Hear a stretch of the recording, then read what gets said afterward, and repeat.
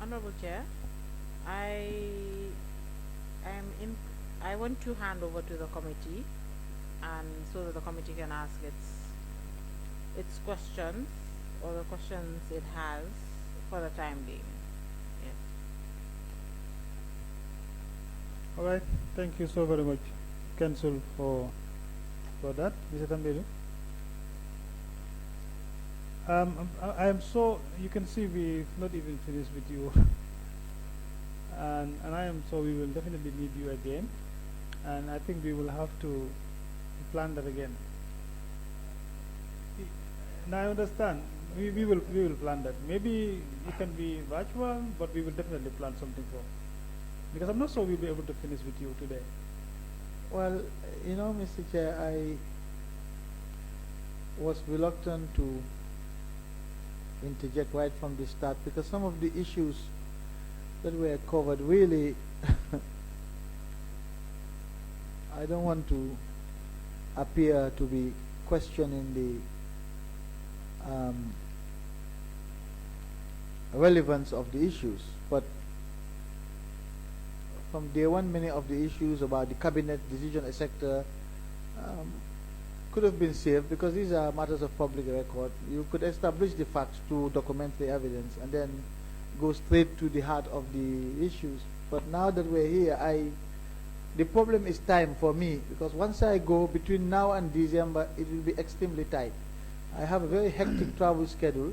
But Mr. Tambadou, do you realize that if you should go into, let's say, sales of assets, yesterday I asked you about have you gone through the report on the valuations and the disposal of assets? You said no. If you should go into that, I'm not sure you'll be able to answer any questions regarding that.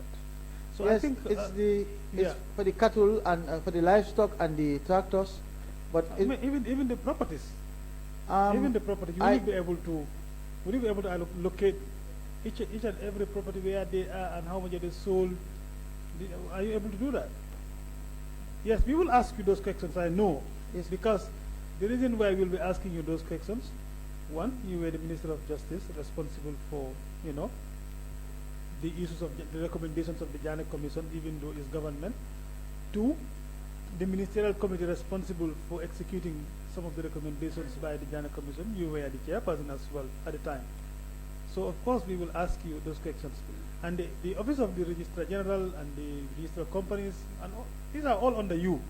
And they were executing some, responsibilities under your direction as well. So that is why those questions are coming. And of course, to be able to put those things together, maybe Council started from somewhere to understand exactly what was in the mind of the government in the disposal of these assets, and all that. And I think he did very well on that. I mean, don't downplay that. That was a very important role for this committee to determine exactly how these assets were disposed. Because remember, that is part of our mandate as well. Yes. No, indeed, Honorable Chair, I am not downplaying that. I'm just saying government is not a one-man entity. And some of the issues that you have correctly raised, which I think are relevant, there are offices of record in government. It's not like I was the one who was in charge of government. Decisions by cabinet are there. It's the office of record holder who can come here and provide these contexts, because that's what they're there for. Otherwise, if I were to pass away, does that mean the government will not be able to account for the actions that occurred at the time? But we also realized that there were some actions taken that were not documented, and then you can only be here to give us, that memory. Indeed, absolutely. Exactly. Institutional memory is I think always helpful and useful. But anyway, we are here now, and Honorable Chair, before you continue, or before the committee continues with the witness, I would just like to add that as the committee assesses the sale and disposal of assets, it also, part of its mandate is to look into the process in which it was done, the process in which the government arrived at the sale and disposal of the assets. And this cannot be done without looking at the very foundation of the entire process, which is the preservation of assets and also the investigation into, or the inquiry of the assets done by the government. So, done by the Commission of Inquiry rather. So therefore, these questions are in the part of the, I'd say, right in the heart of the mandate of the committee, but also very important. It would be quite strange for you to come into this, take that seat, and the first questions you ask is how was the sale conducted? I'm sure you would be the one that would say, let me provide some context, since that is something that you do like very much. And the manner in which the committee conducts, we've talked about it earlier, conducts its proceedings is determined by the committee and the assembly itself. So that's just what I wanted to add to the chair. You can take over, Honorable Chair. Thank you, Council. Very well. So, like I was saying, we will definitely plan that again, and I am sure we wouldn't be able to. I mean, we haven't even finished with you. We still have more issues to discuss with you. So you will provide us that opportunity. Perhaps, maybe when we are done, we will definitely communicate to see. Within your busy schedules, maybe you will have a day that you can. We will discuss that further. So, like you can see as well, I still have my 2 lieutenants. We are not done yet. Council is. She have done her part. So the 2 lieutenants are also waiting for you. Because I definitely have questions on the specific issues. So I was even thinking, maybe even if I should raise that to you, would you be able to respond just like what you've just said? Because on the ministerial recommendations, now, the commission recommended. The ministerial task force sat and they also recommended. But later they did the other thing, and the recommendation of the ministerial committee was not executed. Something else was done. So I'm not sure whether at the time whether you were around. I cannot recall, but I know you are the chairperson of the ministerial committee, and the execution of those recommendations is done by the receiver. Now, let's look at the property on 78A. This property was recommended to be reserved for the government, but later we saw it that it has been sold. And that decision, nobody knows where that decision comes from. Because the ministerial committee that sat and discussed, they said they're going to reserve the property. But it was sold eventually. So maybe you can help us to understand that. I mean, this is just one of it. And the reason why I'm asking is for us to understand, because remember we are still looking at how they were disposed. And if you see how they are disposed, maybe we need to get, context over, the discussion done by the ministerial committee vis-a-vis the recommendation and what happened next. Thank you, Mr. Chair. No, I perfectly understand your explanations, and I am sure, I hope that I am being helpful to the committee in providing as much information as possible, particularly those that were not captured in writing. So, and I am always available. I will always be available to the committee, except that I needed to raise these concerns because my schedule is also very tight. The reason why I wanted to push to conclude today is not because I am leaving the country. After here, I have the Commonwealth Magistrates and Judges Association Triennial Conference, which starts on Monday here. The Chief Justice is the host, and I will be attending that conference for the whole of next week.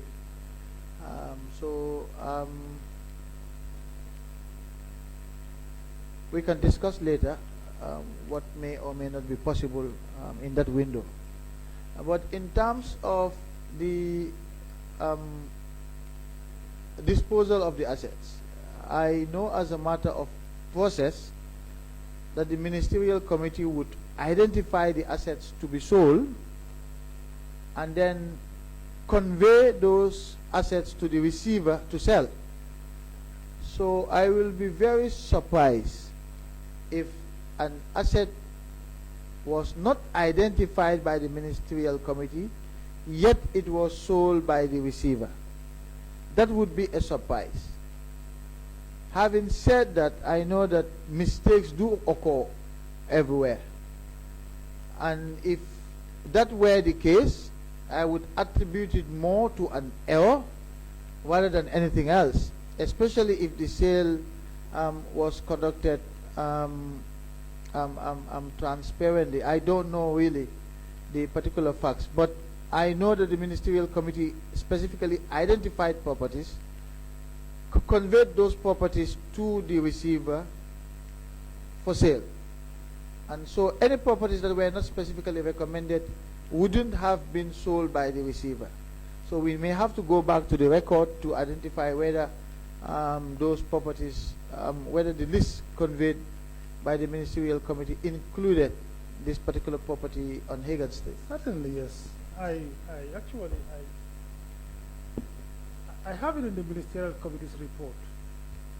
It is there as listed for sale. It's listed to be reserved. To be reserved. But it's eventually been sold. That is 78A Daniel Goddard Street, that's Hagan Street. The property is sold. But why would the ministerial committee include a property that is to be reserved? Because we only identified properties that are to be sold out of the long list. So if we don't identify the property, then it means it should not be sold. So that's the concern. Yes, why would it be in the report? That's the concern, and that is the reason why I said, let me... Can I take a look at that report quickly, Mr. Chairman, if you don't mind? Okay.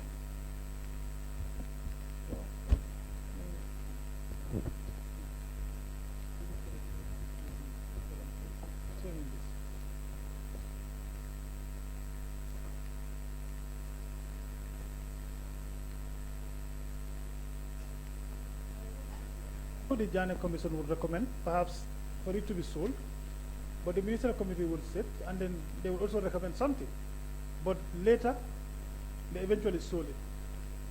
So it means that decision, and even if they had to sell it, perhaps maybe there should be a communication to that, to say, okay, maybe they have changed the position, and that should have been in a meeting as well, and it did not happen like that. No, Council, sorry, Honorable Chair, I believe this is the recommendation of the technical committee, not the ministerial committee. No. Maybe thought you can flip the page at the other side. Maybe you will see, flip it again. I think you will see something like the ministerial committee report, final report of. Read that part. What did it say? I was the one, yes, it says here, Annex 1, final report of the Interministerial Committee pertaining to the properties that have been forfeited by the state pursuant to the Commission of Inquiry dated 9th June 2020. It was sold in 2019.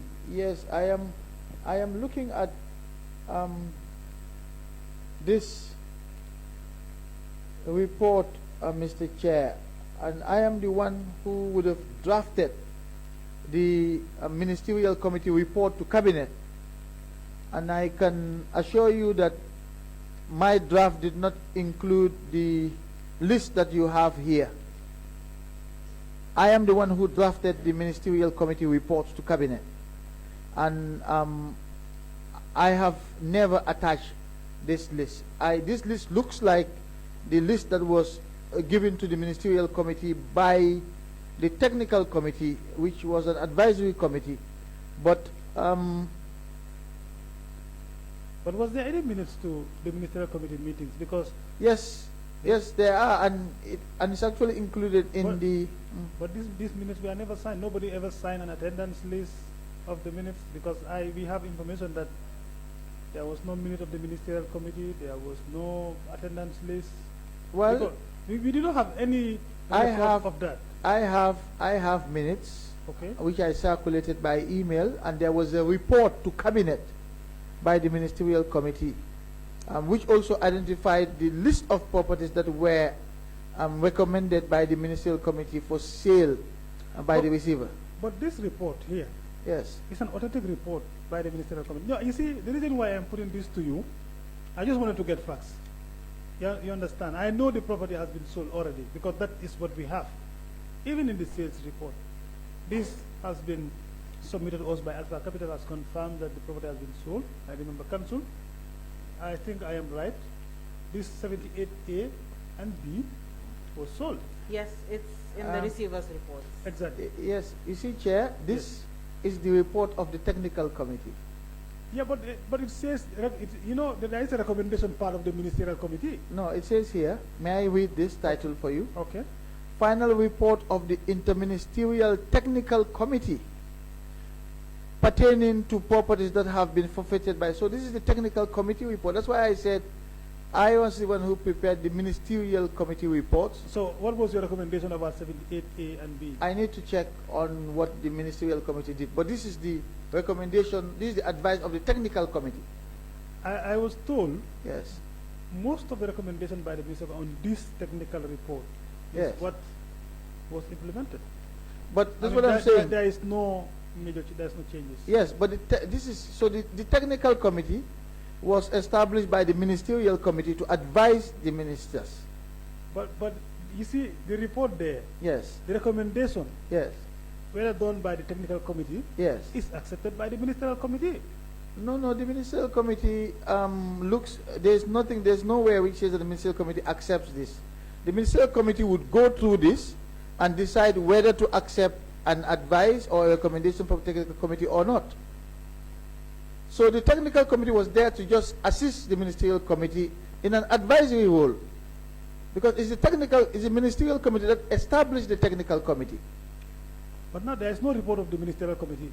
There are This reports. is the only report given to us as a report of the ministerial committee. Not, well, I'm telling you there are, and I will produce that.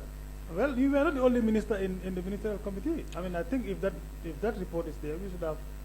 Well, we would have had a report of the ministerial committee report. The- This is what is presented to us as ministerial committee report, and I think the recommendations there are for the ministerial committee because the Jammeh Commission recommended. Yes. The final table or column Yes. is a recommendation of the ministerial committee. That is what the report is saying. So, just to be sure that Yes. the recommendation of the ministerial committee said reserve the property, but eventually it was sold. So I just wanted to understand, Yes. maybe there is a decision that the ministerial committee may have said, okay, we are going to sell it. And perhaps it would have been done in the form of, you know, communication or whatever, but that did not happen. That is why I said, let me put it to you. Yes. If I may explain, Okay. the ministerial committee is tasked by the president to identify the properties to be sold. And the ministerial committee, in its wisdom, created a technical committee which was an advisory committee to advise the ministers on which properties may be recommended for sale, which may be recommended for government use, etc. The technical committee submitted its report with its recommendations for each property. It was up to the ministerial committee, which has the last say, the final say, as to whether it accepted the advice of the technical committee on each of these properties. So the technical committee might have said, don't sell number 78 Hagan Street. And the ministerial committee decides, no, your reasons are not justified, we are going to sell it. Because the ministerial committee has the last say. Okay. Now, You see what I mean? now understand the point. I Yes. fully understand. Yes. For me, I am referring to this report as a ministerial committee report. But now, Okay. now you said you have the ministerial committee report, the final report. Yes. Yes. Can you please provide that for us? I will provide it, absolutely. I Okay. will provide it. All right. I will I provide it. request that from you. I will So- provide that. Because I have a number of them, I will stop there. Because the properties that should have been reserved for government use or other purposes have been sold. So if your submission is that you have a final report of the ministerial committee that is different from what we have, No, no, Please it's not provide. different. We're talking about two different reports. yeah, no, but I am talking about the recommendation. There's Then this- I think the only thing I am interested in is the recommendation of the ministerial committee to a particular property. Yes, but this is not a recommendation of the ministerial committee. Now, that is why I said your report that you're supposed to bring should also contain the recommendation of the ministerial committee with regards to this particular property, whether it should be sold, yes, or to be reserved. So what the ministerial committee did is to identify a list of properties and give it to the receiver to sell. So if a property is listed there, it means the ministerial committee has recommended for that property to be sold. I'm not sure if I'm making myself clear on this issue. This is a report by the technical committee, which comprise the permanent secretaries of the different ministries. All right, we'll stop it. We'll keep it there. Then maybe we can get a report from you, and then we will look into that. I have the report of the ministerial committee that was tabled before cabinet. But this is the report of the technical committee, which comprise the permanent secretaries of the different ministries, and then the ministerial committee comprise the ministers. That's fine. That's yes. Okay. So there are two committees. So that's okay. I am still not convinced until I get the report. Then I will be able to understand exactly what you're trying to talk about. No, I understand your point. Yes. Now. Let me help to convince you. What are you not convinced about? You won't be able to convince me without that report, because I definitely need the report to see exactly what was said. Yes. You understand? Yes. So that I will be able to take this into account as well. Okay, so because what you will not see in the ministerial report is reference to the technical committee report and say, even though the technical committee has said this, we have decided that. You will not see that. Okay. Because this was for our own internal purposes to see what they have said, because the ministers cannot go through the entire, we couldn't have done this. There is no way we could have done a job like this at the ministerial level. So we needed our technicians to do this, and when we are going through it, we look at whether we should adopt their advice on a property or not adopt their advice. But was there any ministerial committee meeting, and how many meetings do you have, the ministerial committee? Can you remember? We met at least twice. Only two times? Yes. Because when we meet, we recommend a list of properties to be sold. Then the receiver starts the process of selling, and that process takes time. So we don't meet again until that phase is completed. Then when we're about to start the next phase to identify new properties, we convene again. All right, that's fine. But please provide the report. I will definitely. I will, certainly. Certainly. Yeah, I will provide that. Yeah. Okay. I was going to take you on something, but I know two lieutenants will come with that. I wouldn't delve much into that, because when you were having an exchange with council regarding Mr. Barry. Now, when did you know Mr. Barry exactly? I just want a context to this. When did you know Mr. Barry? Because you said you met him in... The first time in 2018 when he came to my office on FTI. That was the first time you know him? That was the first time I met him. I knew about him, I've heard about his name clearly, but that was the first time I met him. Okay. And then from that point, you appointed him as a receiver? Yes, that was in fact when Mr. Barry and Mr. Prom where their names were being mentioned to me early on. I had never met either of them. But yes, the first time I met Mr. Barry was in 2018 when he came to my office together with Mr. Mustafa Yai. But his name has already been mentioned to me back in 2017 when I was looking for a receiver for the freezing order. All right. That was the very first time I met him. Absolutely. Okay. That's fine. I was just trying to lay the ground for my colleagues to come, because I know you will have more pictures on that. Aside from that, okay, that's fine. You want to go or start from Bo? Okay, Bo can go and then. Thank you very much, Mr. Tambadou, for your assistance in assisting this special select committee. I know we are almost 10 o'clock at night, and we really must appreciate, your indulgence to allow us to get clarifications. And you will agree with me that the issue of Alpha Capital we've been dealing with since yesterday. But we are doing this purely to ensure that we get to the facts surrounding appointment and all the other things. I know at the beginning you said that this is a fact finding but not fault finding, which I tend to disagree because these two go together. Because when you find in facts, you may see false. That's obvious. So just to let you know that we are all into this together. Now, the issue of Alpha Capital again. You see, the Alpha Capital was created in 2017, and they were contracted. Also, less than 2 years they were contracted.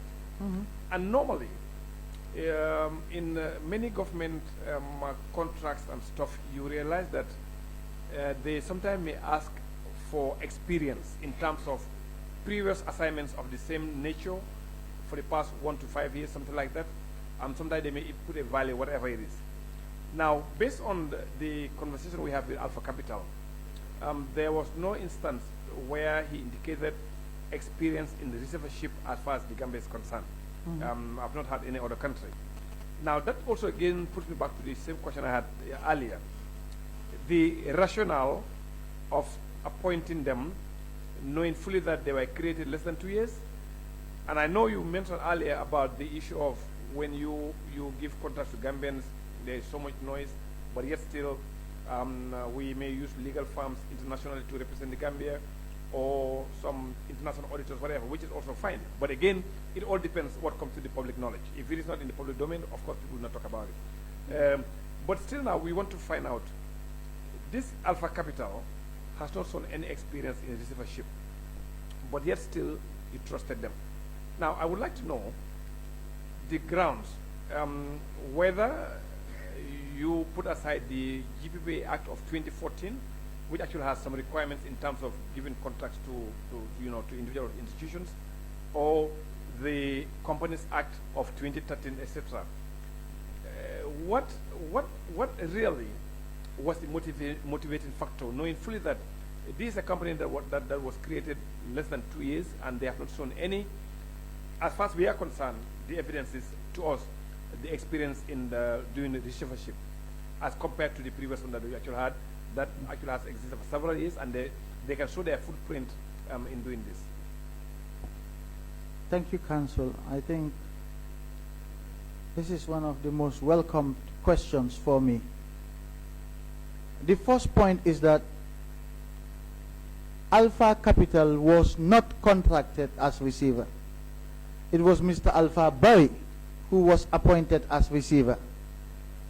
Now, Mr. Alpha Barry uses the business address of Alpha Capital Advisory, which is Brewfoot, etc. If you look at the appointment letter, letter is addressed to Mr. Alpha Barry, and I can confirm that my engagement with Mr. Alpha Barry was done in his individual capacity, just like my engagement with Augustus Pom was done in his individual capacity. So the issue of Alpha Capital is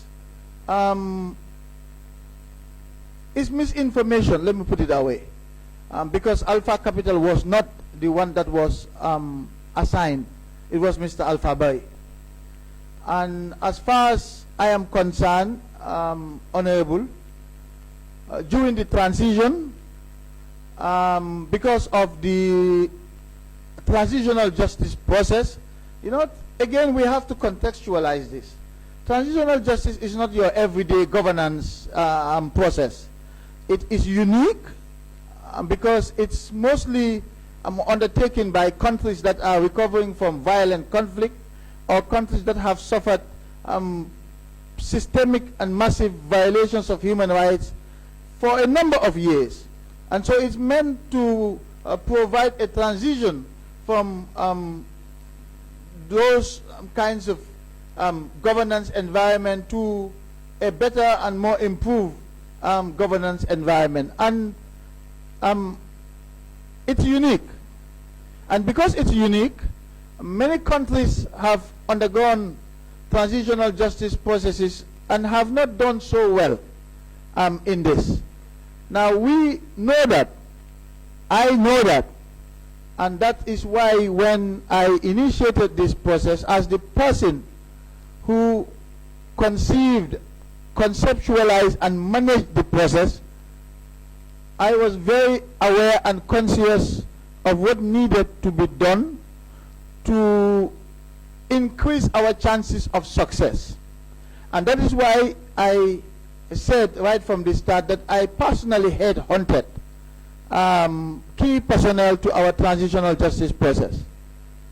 And I will tell you, I will share with you today that the key to our transitional justice success was premised on what I would call the doctrine of the 3 Ps. That is, the first P is for planning, the second P is for preparation, and the third P is for personnel. And I am going to engage in an exercise here, Council, so that you have context about my approach in this transitional justice process. I'm going to call out a list of names, if you bear with me, and then I will continue the address. I'll start with Justice Jibu Jammeh of the Supreme Court, Justice Raymond Sok of the Supreme Court, late Justice Mam Yasin Si of the Supreme Court, Justice Cherno Jallow of the Supreme Court, Ms. Hawa Sise Sabali of the Constitutional Review Commission, Mr. Suahata Jammeh of the Jammeh Commission, Mr. Baima Sen of the Jammeh Commission, Ms. Ami Ben Suda of the Jammeh Commission, Alaji Mamadi Koyang of the Jammeh Commission, Dr. Lamin J. Sise, the chairman of the TRRC, Ms. Adelaide Sose, the vice chair of the TRRC, Dr. Babagay Jallow, the executive secretary of the TRRC, Mr. Esa Fall, lead counsel of the TRRC, Ms. Hoya Balagay, deputy lead counsel of the TRRC, Ms. Hadidande Njai, who replaced Ms. Hoya Balagay as deputy lead counsel of the TRRC, Mr. Emmanuel Juf of the National Human Rights Commission, the chairman, Ms. Jainaba Jom, the vice chair of the National Human Rights Commission, Mr. Njundu Ture of the National Human Rights Commission, Imam Babali of the National Human Rights Commission. All of these names that I have mentioned here today have one thing in common, and that is I personally headhunted them. I headhunted them because I was clear in my mind as to the criteria that I wanted to adopt in appointing key personnel to key processes in our transitional justice system. And I have mentioned that this criteria, in addition to other personal traits or experience of these different people, my headhunting these people was based on the fact that they were Gambians, on the fact that they were competent, on the fact that they had integrity, on the fact that they were trustworthy, and on the fact that they were not known to be partisan in political terms. It was the same approach that I adopted when I approached Augustus Prom to negotiate with him and identify him as a receiver before I went to court. It was the same criteria that I used to approach Alpha Bay and appointed him as receiver. So you can see the consistency in my approach with all of these key players in our transitional justice process. Now you made reference to the GPPA Act. You know, Honorable, it would have been very easy for me and the Ministerial Committee to seek the approval of Cabinet under the GPPA Act of 2014 for single sourcing, because this is a Cabinet subcommittee which was established by His Excellency the President. And so it wouldn't have been an issue at that point. But the that would have been simple. It would have been a matter of simplicity, and that's not the case here.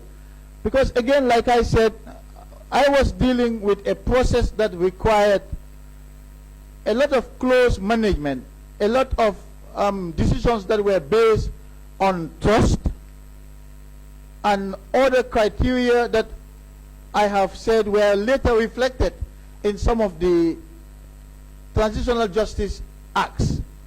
For instance, the National Human Rights Commission Act, the Constitutional Review Commission Act, and the Truth, Reconciliation and Reparations Commission Act. All of these criteria that I've mentioned were subsequently reflected in these acts.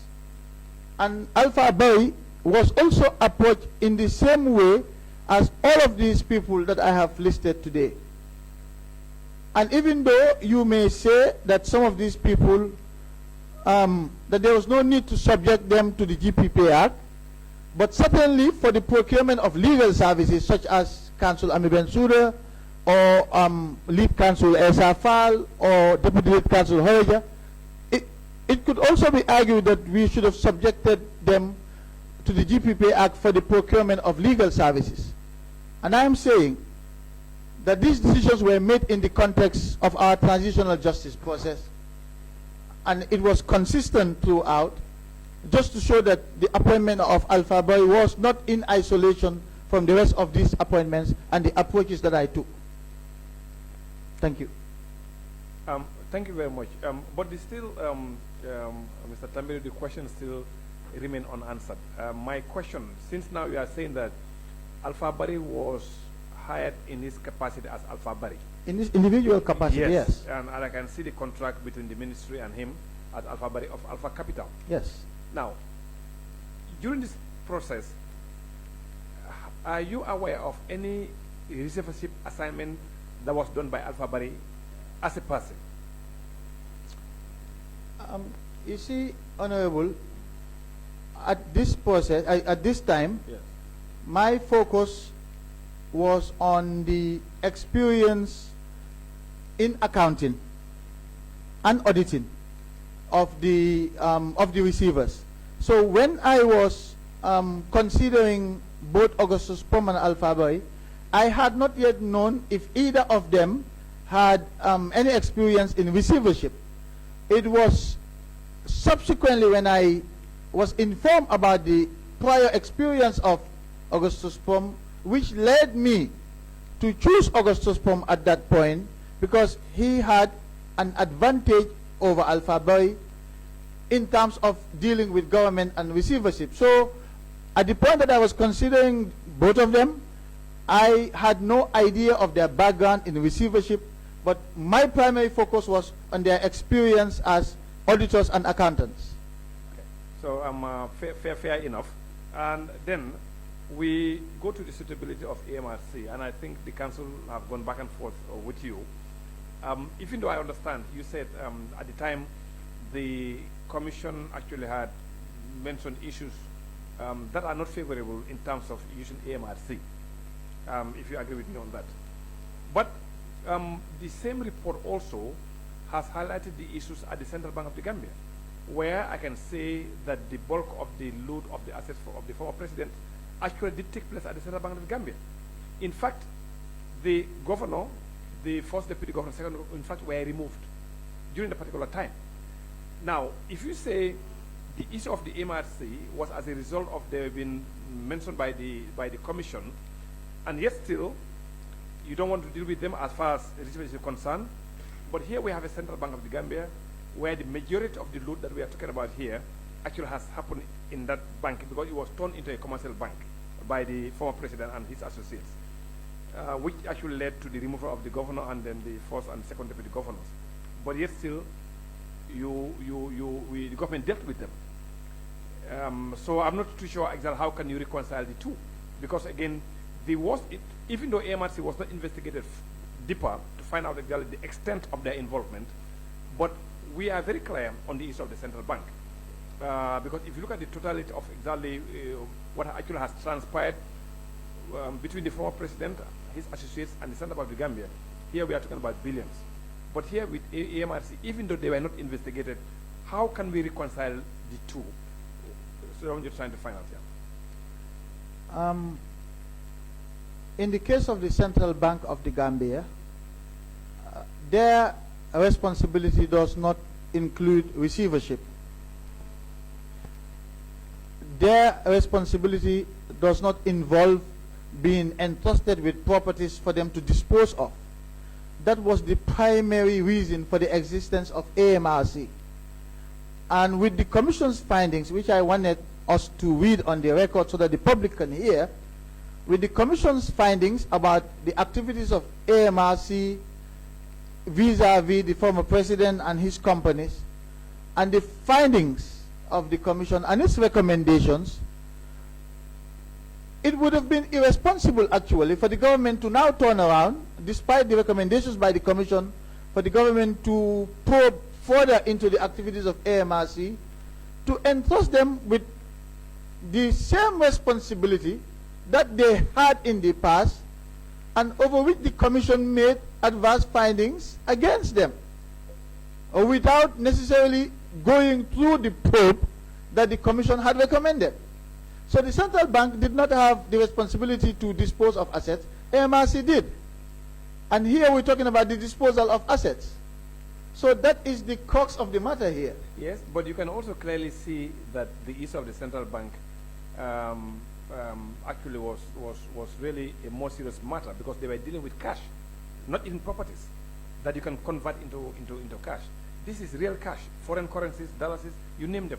So it was actually, in worst case scenario, in fact, Central Bank was in a much worse situation compared to MRC, because they will just put a vehicle at the bay and then just load money, physical cash, and then go away. In fact, they were in a more, precarious situation compared to the MRC.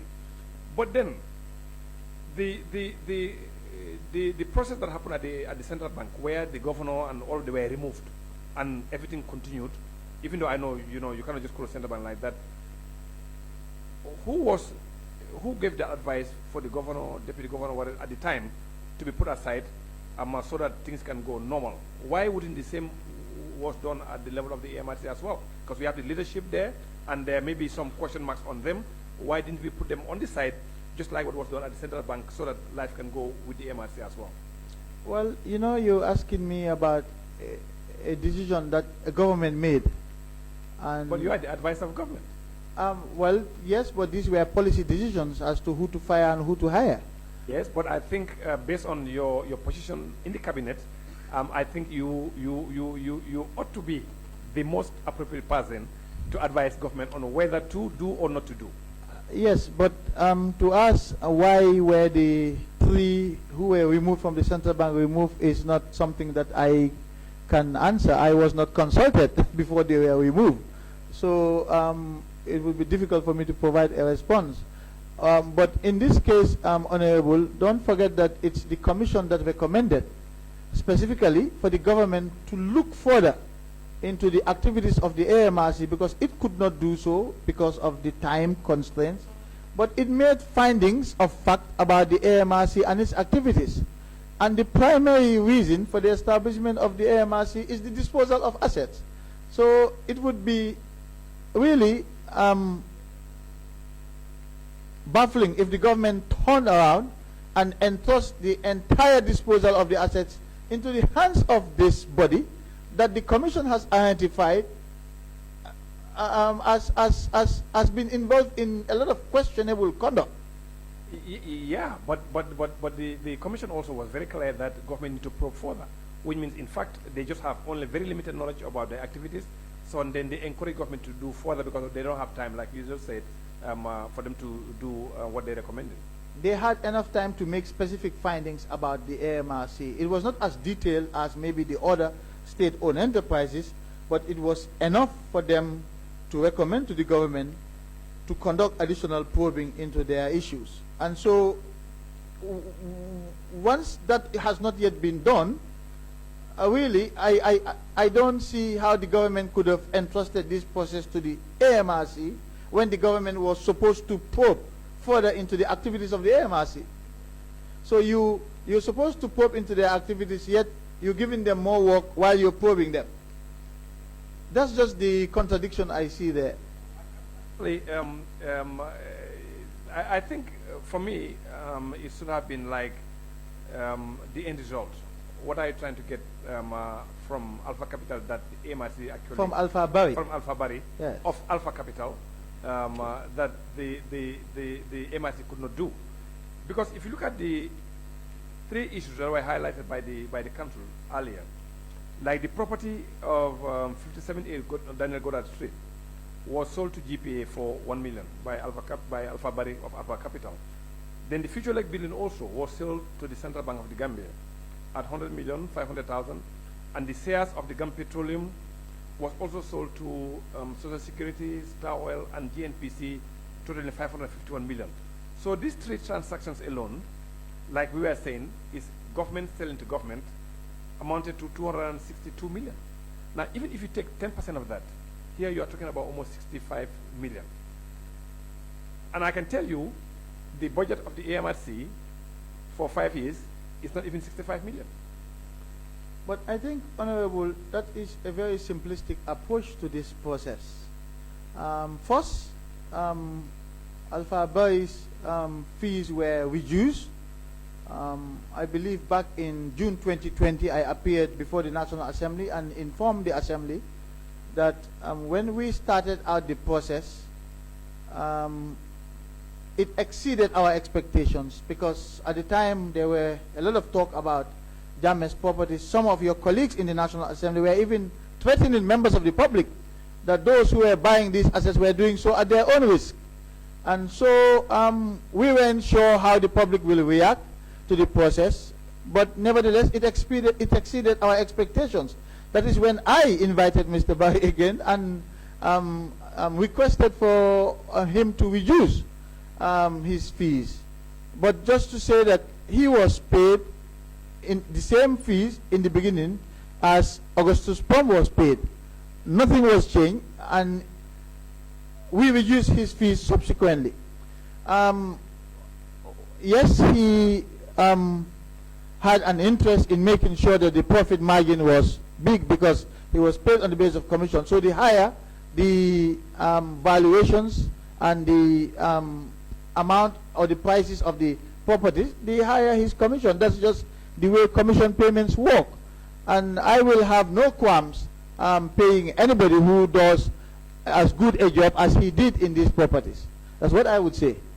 Yes, but you can clearly see that also the mandate that was given to Augustus Prom in terms of managing hotels and other properties compared to Alpha Bari of Alpha Capital, who was selling, there was a little bit different, because this person is actually making an institution profitable. In fact, you can clearly see from their reports that, in fact, they have pushed where prior profits actually were exited. So because they were trying to control cost to ensure that also, government is actually, reaping more dividends from their operations. So it was a little bit different from Alpha Capital. So, but don't you think that's why we engage Alpha Bari to renegotiate the terms or the fees of his receivership? Well, for me, still now, I'm of the belief that maybe it could have been done in a much different way, like, again, still with the AMRC. That even if we think the management of AMRC may have been tainted, I'm not saying they may have been tainted, and that's the reason why you prefer not to use them, based on some of the things the committee actually has said. But perhaps this is a government institution, and in fact, at that particular time, the government actually has changed. So you realize that most of the things that they were doing arbitrarily, if I may say, they may not, because they know that things actually have changed, and it was not, the way it used to be. So that's my own analysis. But that's one part of it. But the other part of it, Honorable, is the recommendation of the Commission for the government to probe further into the activities of the AMRC. Yes. The Commission was aware of the change of government at the time, and the Commission could have recommended that certain persons be removed, but the Commission did not distinguish between the individuals and the entity.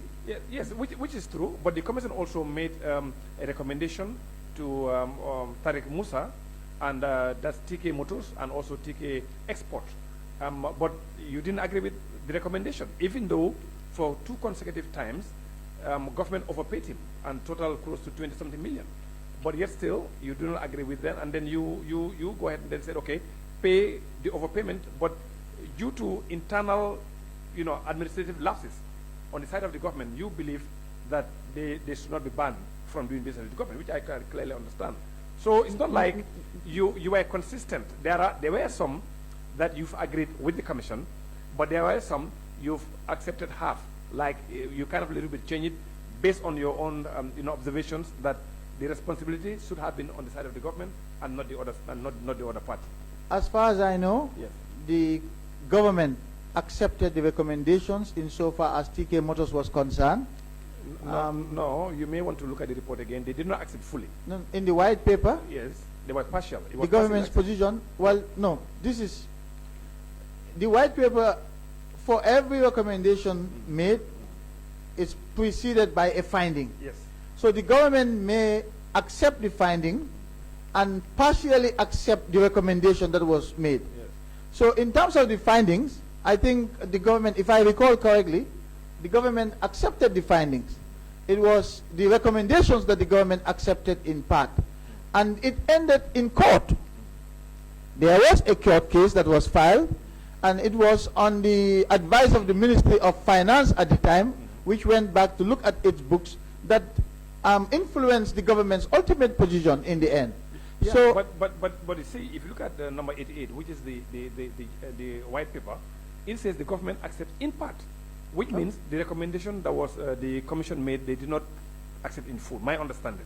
And that's why it says, so far as they relate to Tariq Musa, in particular, the government accepts the commission's finding that TK Motors could not have obtained and maintained the level of patronage it enjoyed for almost 2 decades without providing incentive to former presidents.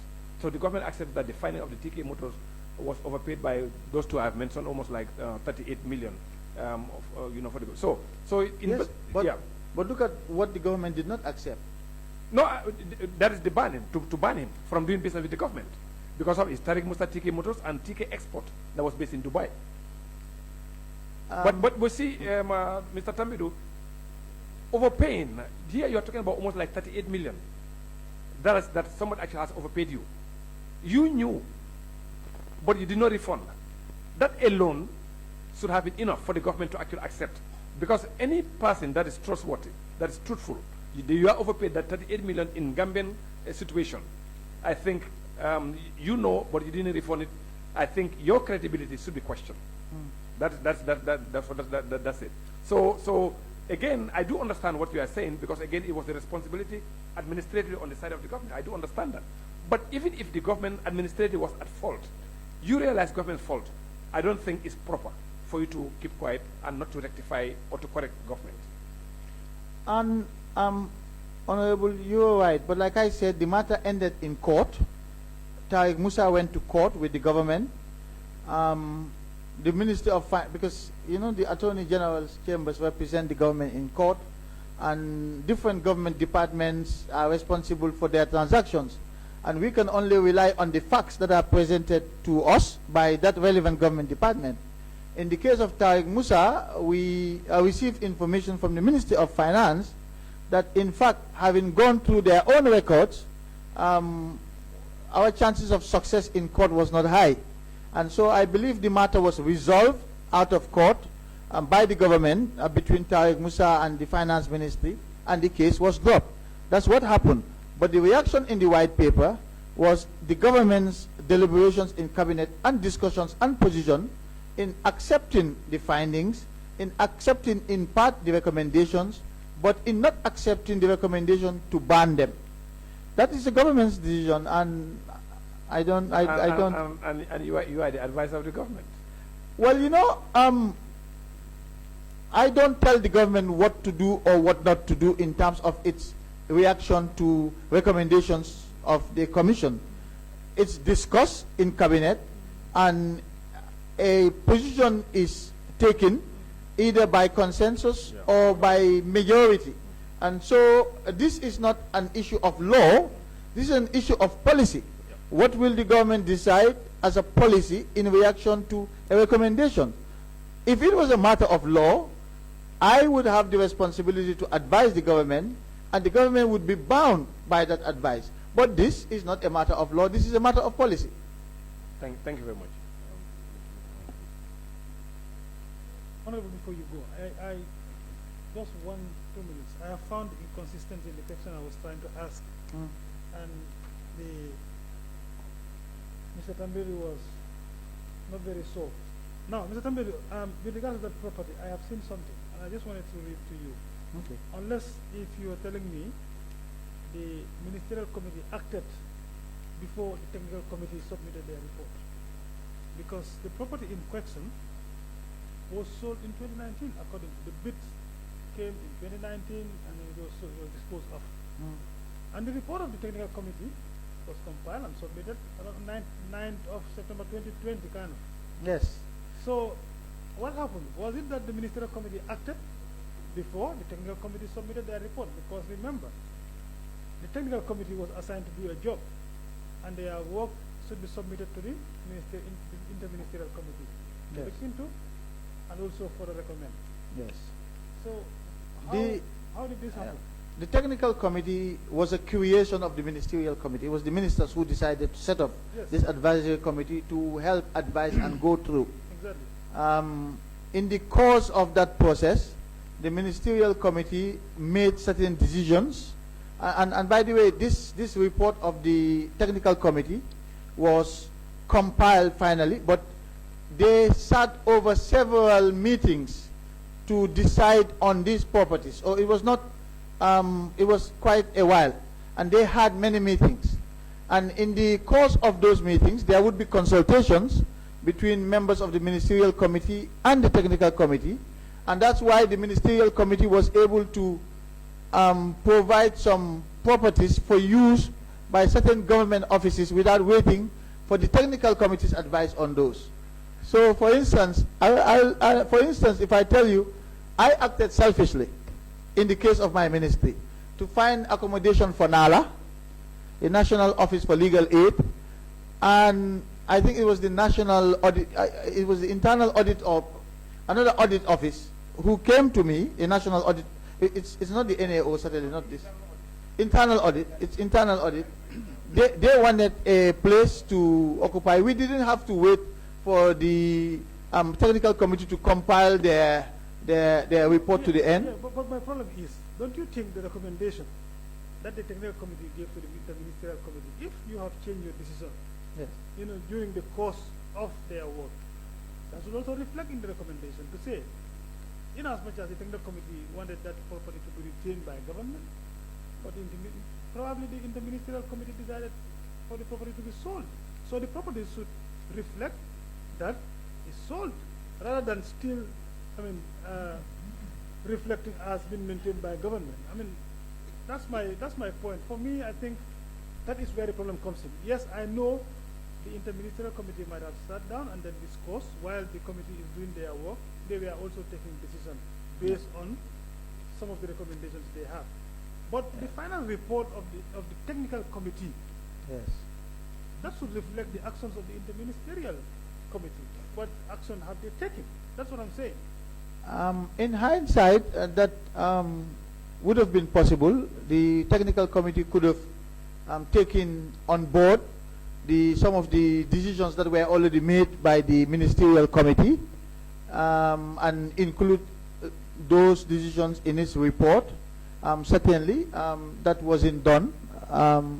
So it is what it is. I don't know what to say about that. But you're right, they could have. And mind you, the report I am reading it from is in Alpha Capital submission, and Alpha Capital was appointed as a receiver, and then the property is handed over to the receiver by the interministerial committee. That is the ones he has sold.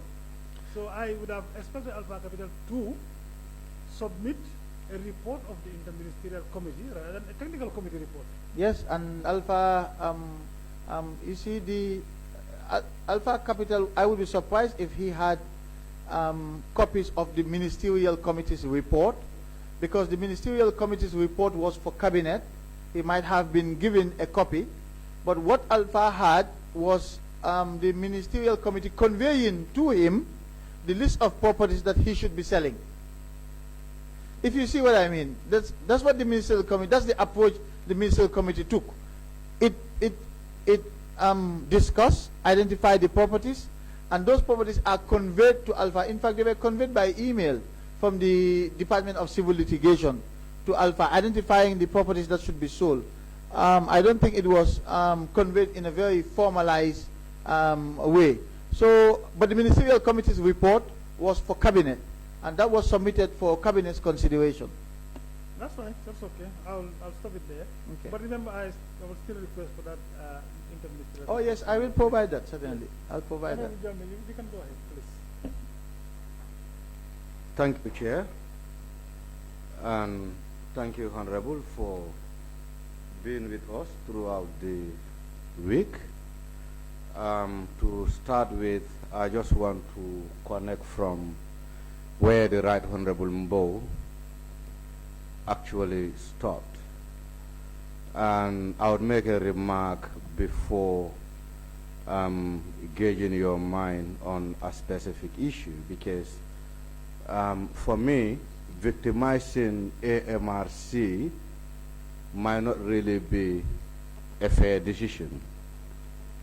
For the fact that, for me, my take is almost every other public servant during Jammeh's days, if the way we are taking issues, for me, every other person should be punished for your actions.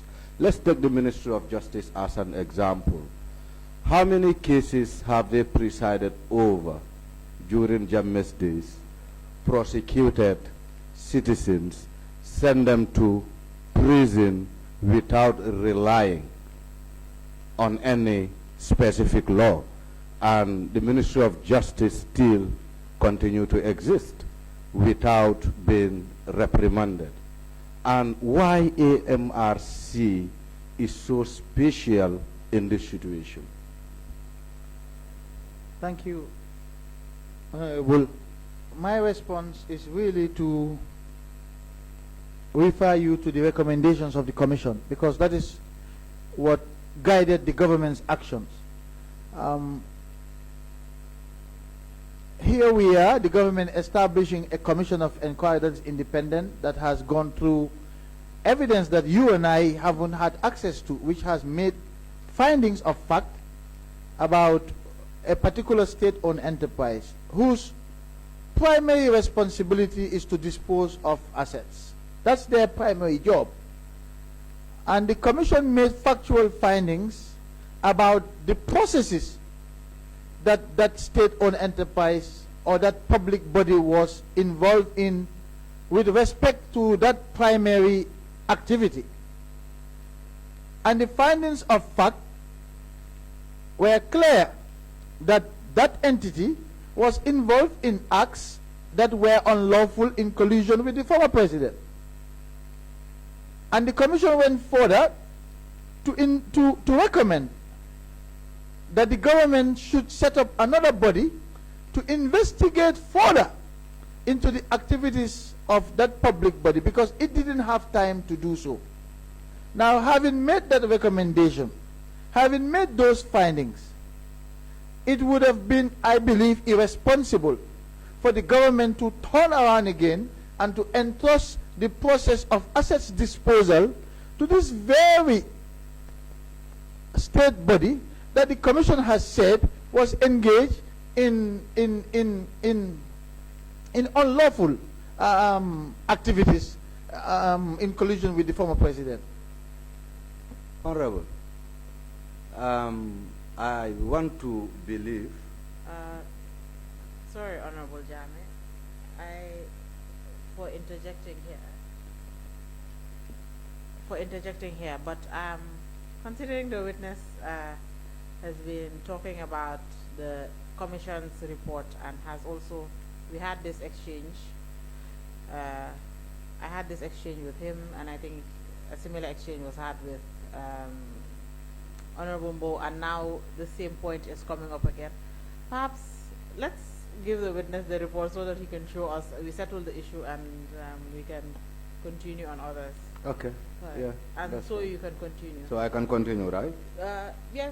Or I allow you to. No, it's you. You would do that, but Okay. we just give him the report to take a look, so he can also satisfy the Exactly. request he had made earlier. Have you located the place where the commission made those findings? Because I don't have the report, the 9 volumes in my head. That is I where can't I was locate it right reading now. from. That's where you were reading from. And the factual findings are there. The findings and then the recommendation. Okay. Yeah. Okay. But we can give you the laptop and you can, rather than the hard copy, the digital copy, I think it's easier. Okay. Yeah, for me, I'm not even Secretariat, going to. please. Yeah, you can do that. I was not going to dwell much on it. What I was trying to put across is with the issue of the former president, for me, we were all complicit in one way or the other. So as such, we cannot blame one institution over another. Even the social security, that some of you were busy to make sure that they get back Ozone Bay, we are equally complicit by taking pensioners' money, investing it into hospitality development without the consent of those pensioners. And when Jammeh left, there were efforts that for Ozone Bay to be returned back to social security, even though their previous actions were complicit. Yes, so for me, every other institution in this country were complicit. I don't know what to say in response to that, but what I do know is that AMRC's situation is unique because the primary purpose of establishing AMRC is to dispose of assets. And you're now asking the government to entrust AMRC with that same responsibility when a commission of inquiry has established that in the course of its mandate to dispose assets in the past, it has been engaged in actions that were unlawful, and therefore their actions required further investigations. It would be really awkward for the government to turn around, having been told clearly that by the commission about their findings and the recommendations, to then entrust this same entity with an assets disposal process. I don't think that would have been diligent on the part of the government. I don't think that would have been responsible on the part of government to do that. It's like you're investigating someone for a criminal act, theft, and then you go and entrust that person property again whilst he has been investigated for a criminal act. It's the same with the CBG, the same with Social Security, the same with NAWEC. However, those factors were not considered, but instead they were favored to buy certain shares, they were favored for certain enterprises to be returned back to them. And with AMRC, even though they were also complicit, for me, they should have also been given the chance, because for me, you said it from Monday that during Jammeh's days, no one was with your right set of mind. So almost whatever we were doing, including the Ministry of Justice, wasn't guided. So for me, it was going to be better to open a new page rather than victimizing government institutions, more especially a SOE that was established by an act of parliament. I take your point, Honorable, but the government was guided by the Commission's recommendations, and the government acted using its best judgment at the time regarding those recommendations. Let's progress, Honorable. Maybe my next question wouldn't be that convenient, but it have to come. And I want to make a reference on the publication made by the Republic through Mustafa Suwandedabo. Yep. And if my mind can serve me, I believe he had an interview with you. Or he sent you a questionnaire. Yes. Right? And part of your response was about Binta Sise. That you intervened to follow up with the Gambia Tourism Board for a land that she applied for. Sometime in May, right? That was when you had the interview with Mustafa. What really makes you to intervene in the case of Binta Sise for the application she made with the Gambia Tourism Board for the process to be expedited? I was following up on her behalf because I wanted to know what the state of her application was. And Honorable, when I was AG, many people came to me to intervene on their behalf on many issues, including members of this National Assembly. And if I were to name the people who came to me to intervene on their behalf on different matters, some of them was in relation to their constituencies, there would be a long list. And so I see nothing wrong.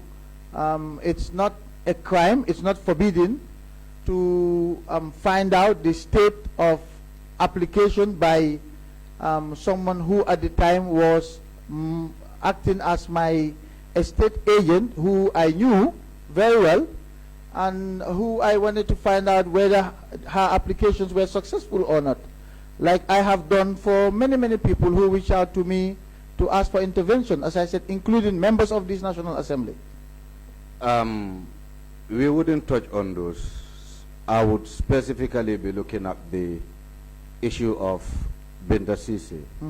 Was that not a conflict of interest having you as the then AG to intervene in your estate agent personal business to kind of influence a decision? But how would that be a conflict of interest? I don't understand. Because he works with you directly, and you being a state minister, for me, if you should engage any institution on her behalf, for me, that will be a bit conflicting. But I have said here that I have done that for many people when I was AG, including members of this assembly. So I see nothing. What's the conflict here? What is the conflict? Maybe let me be clear what you mean by conflict. The conflict here is Binta directly works under you as a state minister. But you see, that's the problem you're making. Binta was not working under me. She was working with you as an estate agent. She was the person who was in charge of my properties and renting them out. Yes. Exactly, meaning she works for you. Yes, I was paying her for work. Exactly, under your authority that she was managing that estate or those estates. So that makes it a conflict of interest for the fact that she was very close to you, for the fact that she was working with you, and for the fact that you were a state minister with so much influence. For me, I would take it to be conflicting, because it was going to be better for someone else to engage the Gambia Tourism Board than you. Honorable, with all due respect, and I believe I have been very respectful to all of you, and I would want you to reciprocate that respect to me as well. And your words that she was very close to me were really unnecessary. Now, you may choose to believe whatever you want to believe. I do not care a dime as to what you believe. But I am telling you the facts as they occurred. She was someone who was managing my properties. She applied for land in the TDA. She informed me, this is Gambia, people ask for favors. She wanted me to find out what the process at the stage of her application process was. I willingly did that. I only inquired, and not even with the tourism development, not even with the tourism development board. My inquiry was not with the tourism development board. But if that's where, is that the route you want to go down, I am happy to go down there with you. My inquiry was not with the tourism development board. If you persist, I will tell us your intervention was with which institution regarding Binta? Well, you're using intervention. Now, again, that is misleading, because it was not an intervention, it was an inquiry as to the stage of the application process. And in any event, Council,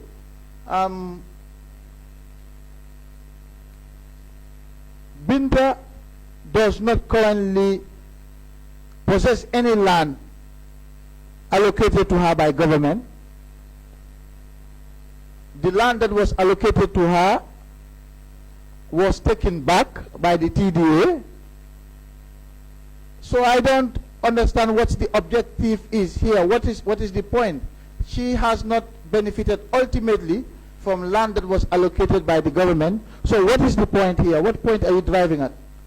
The point I am driving at is there was allocation made to her, and she wasn't satisfied about the allocations. Yes, and she rejected it. She withdrew, yes, from the process and asked for her money. Yes. Part of which was paid to her. Yes. And I'm not sure if really she even got her money back in full. So what is the point? That's what I'm driving at. What is the point? No, here? the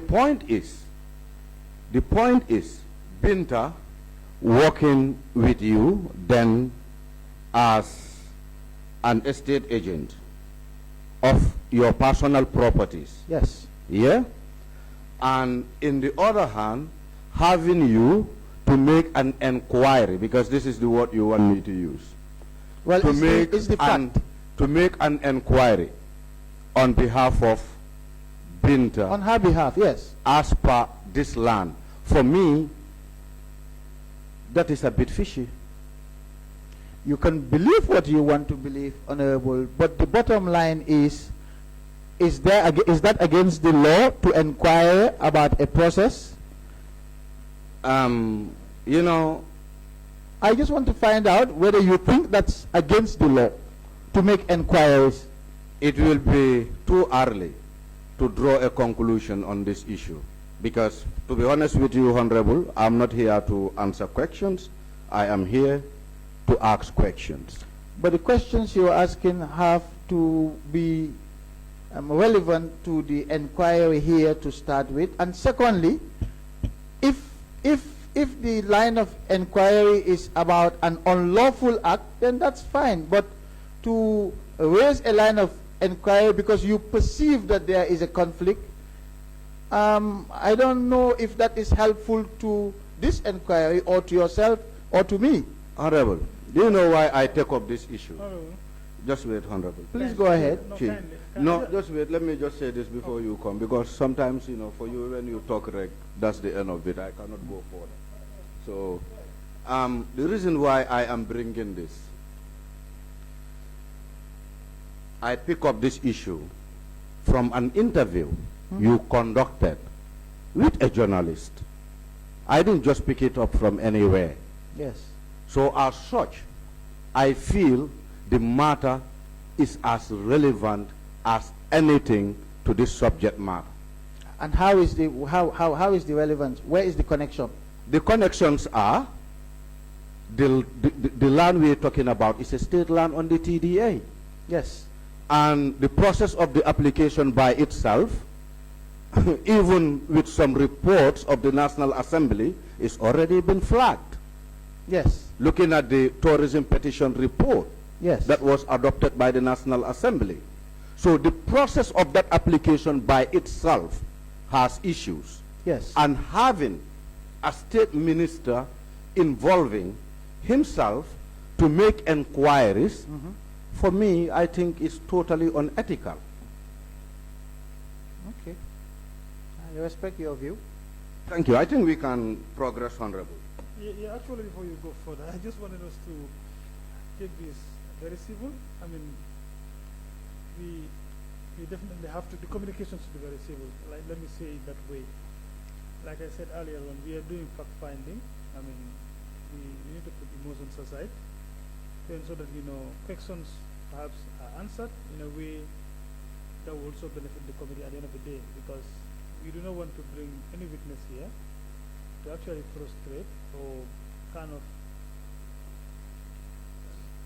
put words that will anger the witness. We are not, that is not our intention. And also we do not want members of the committee to feel, you know, upset with the response of our witnesses. So we take it very civil. We can ask questions and answer the way questions are asked. At the end of the day, this is going to benefit all of us. And I think that is what I wanted to put across. Huh? Honorable, thank you. Yeah, thank you, Chair. And I knew very well that those questions wouldn't be really convenient for Honorable. Oh, no, I don't mind at all, so long as you accept the responses that I give to you, because when I respond, you throw back other questions that are unhelpful. So, but I don't mind at all. In fact, it's an opportunity for me to clarify these issues. And for me, Honorable, with all honesty, that's the way I take it. For me, what I believe is this is an opportunity for you to provide this committee a clarity, more especially an issue that you spoke about on the media.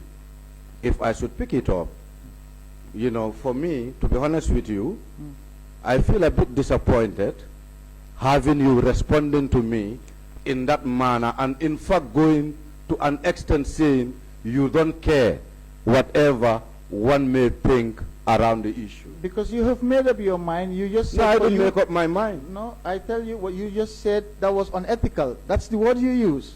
Yeah, because of your response. This is why I have to conclude in that direction. However, let's progress, Honorable. I think we have a lot of questions, and time is against us. Do you know at any point in time if Alpha Berry has served as a chairperson of Standard Chartered Bank when Binta was equally a staff at the bank? If I knew if Alpha Boy served as chair of... the Standard Chartered Bank? No, I was not aware of that. You were not privy to it? No. Thank you. I just want to, for the purpose of the records, let you know from the investigations we made, or I made, it have come to light that Alpha Berry was one time the chairperson of Standard Chartered Bank. The board of Standard Chartered Bank? The board. Yes. Whilst Binta Sise was serving as a staff of the said bank at the same period. I am sure there were lots of other staff of the Standard Chartered Bank at the time when Mr. Alpha Boy was chair of the board. I don't see the connection there. No, I'm just trying to pick maybe where your relationship began with Alpha Berry. You're trying to pick where my relationship began? I want the connection. I want to determine where that relationship starts, because you said, from your own words, you said you met in Maka, which Alpha Berry also told us, even though you once met here once. Twice. Twice, right. Yes. But also you met in Maka. That's right. And with Alpha Berry even, he told us a different thing. He never told us that you met in the Gambia for 2 occasions. He said you met in abroad, where the discussion of the receivership was initiated. When he was pressed, he was able to inform this committee that the meeting was in Mecca. Yes. I don't know the context in which Mr. Boy provided that response, but I'm sure Mr. Boy would not have failed to tell you that I first met with him. I don't know what he was asked, but I am telling you that insofar as the receivership was concerned, the discussions, that was first held in Mecca. But that was not the first time I met with Mr. Barry. The first time I met with him was in 2018 in my office, and of course subsequently in the cabinet office when we were discussing FTI at that point. Let's progress. Was there at any point that you have a meeting with any member of your staffs regarding Aisha Fati? You can recall. Apart from Mr. Jallo, the Registrar General? No, I'm just asking. I have discussed that issue here earlier on when Council was leading my evidence. I have discussed Aisha Fati with the Registrar General Ali Jallo and the Solicitor General in my office. In your office? Yep. And aside from the issue of the summons, Of the notice. of the notice rather, did you further discuss anything with the solicitor and Aliu Jallo that may be in relation outside the issue of a property? Absolutely not. Absolutely not. Yep. The Range Rover that Aisha was using, that is claimed to be a belonging of Saul Baji. How was that information filtered to the staffs of your ministry? I have no idea what you're talking about. You have no idea? At all what you're talking about. Okay, because the information I receive is you had a meeting with Aliu Jallo and the solicitor then, and during that meeting was when the information broke out that Aisha was driving a Range Rover that belongs to Saul Baji and it should be taken away from her.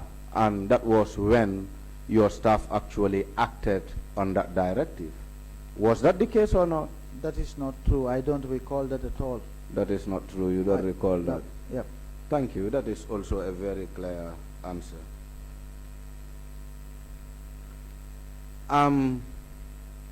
It will be of interest for this committee to know why do the ministry choose not to continue with prompts as a receiver? Was there any specific reason? Well, the ministry, by virtue of the Anti-Money Laundering Act, which I read, had the option or discretion to continue with Augustus Prom or to let the receivership expire. That in and of itself is separate from the recommendations made by the Jammeh Commission for Augustus Prom to be replaced as receiver. And I will tell you for the record that most likely the ministry would have continued with Augustus Prom as receiver, but for the recommendation by the commission that Augustus Prom be replaced by another receiver. So, what the influence to changing a receiver emerged from the recommendation by the commission? Yes, that is right? correct. Good. Honorable, now I want us to look at minutes that were actually shared by prompts. And I think it will be indeed very fair to actually thank Prompt for, you know, the way he is organized as a receiver, because we ask you if your ministry were really taking minutes of meetings, but you said not every other meeting was actually documented in terms of minutes. And what we saw from Prompt was he was very organized in terms of, you know, getting minutes and in fact capturing minutes of meetings with ministries. Now, my question is going to lead me on some properties on the meeting that are related to hotels like Sun Beach, and also this one is a Wolof word, and my Wolof is not good, I have to see. And also Jandula. In your memory, do you know who these hotels belongs to now? Which ones? Jendula and Jandula, Sun Beach, Sheraton, you know. I don't know who they belong to now. You don't know whether they were sold or not? I do not know. No. You do not know. Okay. That is also fine. We will do our finding. Yes, please. Good. Mr. Tambadou, Yes. I was waiting for the appropriate time to come in again for two things. I think two statements came out for me that were very undesirable. And I know you as a respected, statesman. I've known you since I became parliamentarian in 2017. I've never seen you making those type of statement. And if you should make that statement in a committee of this nature, of course, I'll be surprised. And I think I'll have to throw that back to you. I'm so you will realize that you've said something that you shouldn't have said in this committee. Yes, I know you will avail of the opportunity to withdraw that statement, and of course, I know you don't mean it, perhaps, but even if you mean it, you will want to withdraw it. I also want to tell my colleague, yes, I know he has said a statement, and that statement also did not fit well. Perhaps we will also have to withdraw that. Like I was saying, the exchange here should be very civil. I mean, what we are doing is to ensure that we gather facts from what has happened, and then draw a conclusion to be able to present a report, but not to, create emotions to anger each other during the course of the work. So I just wanted to throw that back to you. I know you said something, and this thing, I let it go because at the time you were very emotional. If I should tell you to withdraw that at the time, maybe that would be something else, okay? So now is the appropriate time to throw that back to you. And of course, we want you to withdraw that statement and so that you move on. Thank you, Mr. Chair. Indeed, I shouldn't have allowed my emotions to get the better of me, but I knew that I was here in my former official capacity to help this committee establish the facts about the sale of assets belonging to former President Jammeh. These hearings are no way about individual personalities. And for the Honorable Member for Janjambure to raise issues about ethics that he has no idea about was not right.